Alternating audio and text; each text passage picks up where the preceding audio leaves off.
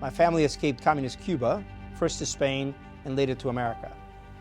But even in Spain, we benefited from American kindness. It was cold there and we couldn't afford coats, but Cuban American charities sent us coats from New York. Unfortunately, there are now attacks on that very freedom. Some want to mandate that donors and organizations help certain races, ethnicities, and other categories, but not others. But with mandates like this, I might not have been given a coat. People often talk about the disparities that we have in terms of race.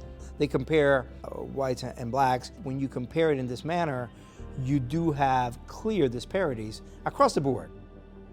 If you were to not look at it that way, but look at families that are intact versus families that are not intact. If you were to cross-reference, for example, intact African American families with intact white families, the disparities would shrink. If you were to cross-reference it again with countries of origin, well, what you would see is that Nigerian Americans and Ghanaian Americans who are black will have a higher median household income than American whites. So if you judge disparities with these cross-references, you come out with different answers. You're forced to reckon with real causes such as bad schools. You have to deal then with family structure. Let's address that through policymaking, through public service announcements, as a society, not just government through policymaking, but as a society through private charity.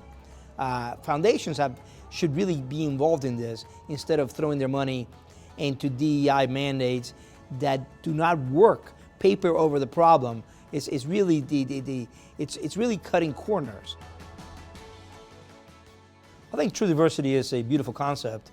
It really returns the emphasis to the individual rather than the racial category. It's the individual who possesses the ability to think and act and make decisions together with his or her family and her local community will create the common good in this country.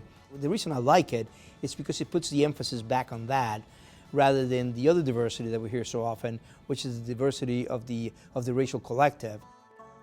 Join me in fighting for true diversity at truediversity.org.